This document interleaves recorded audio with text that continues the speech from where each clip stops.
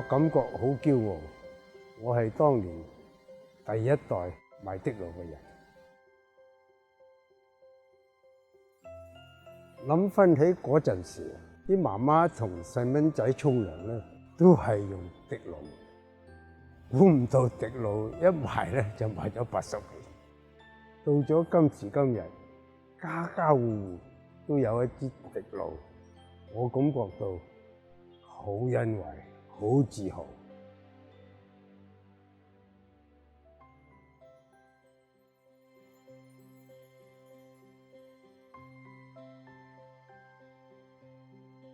我做咗兒童節目咁多年，我深深明白自己對小朋友嘅影響，時時刻刻都會要求自己做一個好榜樣。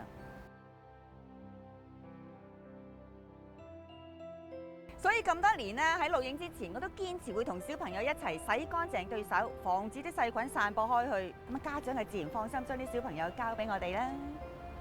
我承諾會繼續做一個好榜樣，同滴露一齊守護大家嘅健康。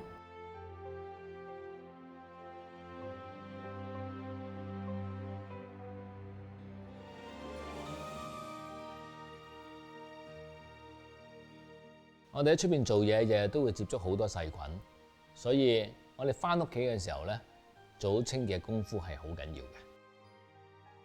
喺2015年，我參加咗一個香港全城清潔嘅宣傳活動。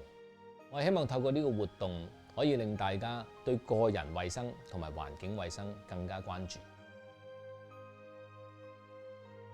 我承諾會守護好屋企同香港呢個家，就好似滴露呢80年嚟，一路堅持守護住大家一樣。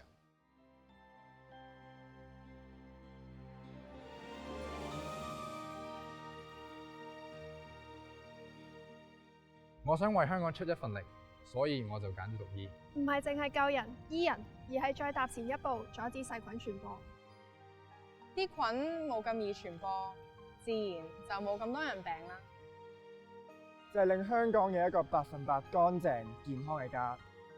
呢個就係我哋責任。我承諾，我會為香港人嘅健康努力，喚醒大家對衛生嘅關注，創造更衛生健康嘅將來。